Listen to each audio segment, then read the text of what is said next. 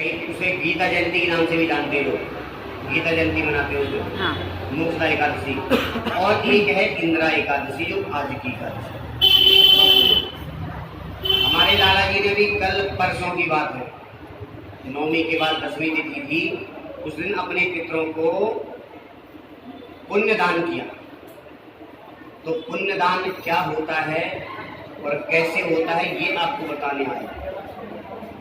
जो आपने जीवन में सत्कर्म किए, सत्कर्म तो करते ही लोग, कुछ ना कुछ तो करते हैं, कोई भंडारा करवा रहा है, कोई जलदान कर रहा है, कोई भोजन का अन्न का दान कर रहा है, कोई व्रत कर रहा है, कोई अनुष्ठान कर रहा है, ये क्या है?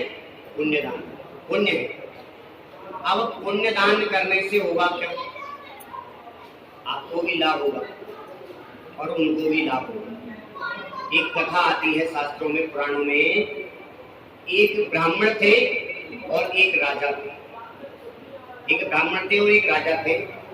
तो दोनों में इस बात पे बहस हो गई कौन पहले भगवान के धाम जाए, कौन पहले भगवान के धाम जाए, इस बात पे बहस हो गई।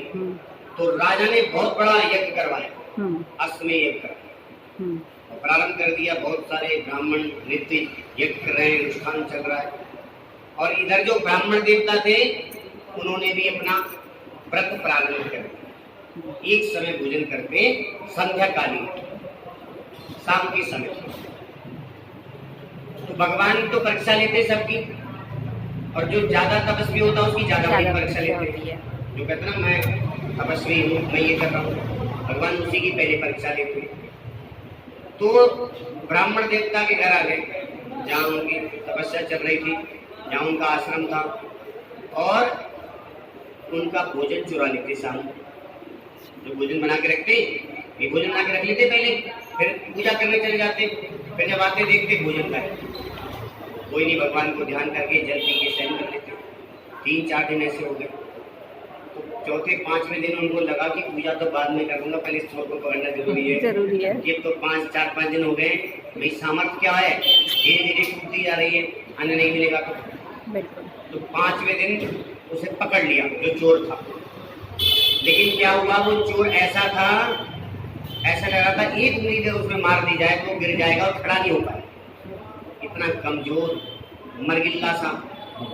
हाँ, केवल खांगत से वही, शरीर में मांस तो था ही नहीं। अब उसे देख के पंडित जी को दया आ गई, बोले भाई तू ही खा ले, वही ज्यादा सही, मैं नहीं खाऊंगा। तो जैसे उन्होंने ऐसा मन से भावना की, वही भगवान थे, भगवान थे साक्षात प्रकट हुए। बोले ब्राह्मण देवता मैं आपकी परीक्षा कर रहा था, आपके अंदर कितना तप है, तप की परीक्षा देनी पड़ती। तो बोले मांगो क्या मांगते हो? बोले मुझे कुछ नहीं चाहिए, मैं तो आपके धाम जाना चाहता हूँ। भगवान ने उनको अपने उस पे बिठाया विमान पे और ले गए और ले जाकर कहते हैं पहले यमलोक जाना पड़ता है। कितने धर्मात्मा, ये भी ध्यान रखना, कितना ही धर्मात्मा क्यों ना हो उसे यमलोक जाना ही पड़ता है, एक प्रोसीजर है। वैसे जैसे आपको वो विदेश जाना हो तो वो बनवाना पड़ता है ना, वीजा बनवाना पड़ता है, तो उसके ऑफिस में ही बनेगा, ऐसा नहीं है कई साइड पर बन जाए, है कि नहीं? ऐसे ही हम लोग एक मार्ग है जाने के लिए। तो जब वो वहां गए तो उन्होंने कहा कि नहीं तुम्हारा थोड़ा सा एक कर्म ऐसा है जो जीवन में तुमने प्राप्त किया था, तो बताओ आप क्या भोगना चाहोगे पहले, पुण्य या पाप? तो बोले मैं पहले पुण्यों को भोगना चाहूंगा, लेकिन मैं अपने पाप को देखना चाहूंगा। कृपा करके मुझे जो थोड़ा दर्शन है ना यमलोक का, दर्शन करा दीजिए। तो यमराज ने आदेश दिया और उनके साथ ले गए ब्राह्मण देवता को। तो सब जगह घुमा, उन्हें बहुत डर लग गया। बोले ऐसी परिस्थिति कहीं मार रहे हैं, घोड़ों से काट रहे हैं, चीर रहे हैं, ऐसी बुरी बुरी आत्माएं लोगों को मिल रही हैं। तो एक जगह एक व्यक्ति मिला और उसने कहा अरे तुमने मेरा ये अपराध किया था और ये अब तुम्हें छुपाना पड़ेगा। बोले कितना है इसका दंड? बोले 1 पल मांस। कितना? 1 पल। अब पल कितना होता है मुझे भी नहीं पता, होता होगा 2-4 ग्राम तो होता ही होगा, लेकिन तो 1 पल मांस आपका मुझे चाहिए, यदि आप यही दे सको तो निबट जाए। ब्राह्मण देवता बोले इससे बढ़िया क्या बात है, अभी हो सकता है 1 पल में निबट रहा है, फिर हो सकता है 10-20 किलो में ना निपटे, सही बात है, क्योंकि जो भी चीज आपने दी है वो बढ़ती वृद्धि बढ़ती जाएगी। हाँ, जैसे कहते हैं ना ब्याज पे पैसा ब्याज लिया, पे, हाँ। तो ब्याज पे पैसा लिया वो कैसा होता है? चक्रवृद्धि ब्याज। हाँ बिल्कुल। तो इसलिए ब्राह्मण देवता बहुत होशियार थे, उन्होंने कहा भैया ले ले, अभी ले लो, अभी नोच ले, तू जहाँ से चाहे वो ले नोच ले। और उन्होंने नोच लिया और दे दिया। और उसके बाद आगे बढ़े तो एक ब्राह्मण और उन्हें मिल गए रोते बिलखते हुए यमलोक पे। उन्होंने कहा महाराज आप क्यों रो रहे हो? बोले महाराज ऐसा है कि मैं तो यहाँ परेशान हूँ और मेरे पितर भी यहाँ परेशान हैं, अगर कोई थोड़ा सा पुण्य दान कर देता तो मेरी सदगति होती। ठीक है। तो ब्राह्मण देवता ने कहा कितने पुण्य चाहिए आपको? बोले केवल मात्र एक एकादशी का पुण्य अगर कोई दे दे तो मुझे थोड़ा सा ही पाप रह गया है, ये निबट जाएगा। तो उन्होंने अपना पुण्यदान दान किया और उसके पुण्यदान से उसकी सदगति हो गई।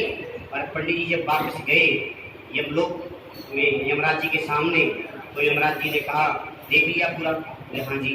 बोले अब आप जाओ पुनः पृथ्वी पर। बोले क्यों? आप तो कह रहे थे समाप्त हो गया सब कुछ, अब कहाँ से? बोले नहीं, आपने जो पुण्य दान कर दिया ना, हाँ, उसका बहुत बड़ा फल होता है। हाँ। और इसलिए आपको 10,000 वर्ष का जीवन और मिल गया है। कर्म करने के लिए। उदाहरण के तौर पे आप दुकान पे हो तो और कमा सकते हो, घर पे आके कमा सकते हो। घर पे क्या करोगे? केवल और केवल खर्च। तो ये दुकान है, क्या है दुकान? जहाँ हम बैठे, जहाँ हम रह रहे हैं, जहाँ हम खा रहे हैं, पी रहे हैं, क्या है? दुकान। ये व्यवसाय है। यहाँ कर्म हम कर सकते हैं, यहाँ से जाने के बाद कर्म नहीं कर सकते, केवल भोग भोगना पड़ेगा। जो भी कर्म किए हैं वो केवल भोगने पड़ेंगे। यही पुण्यदान की कथा है। बोल वृंदावन बिहारी लाल की जय, आनंद कंद भगवान की जय। पाठ करो।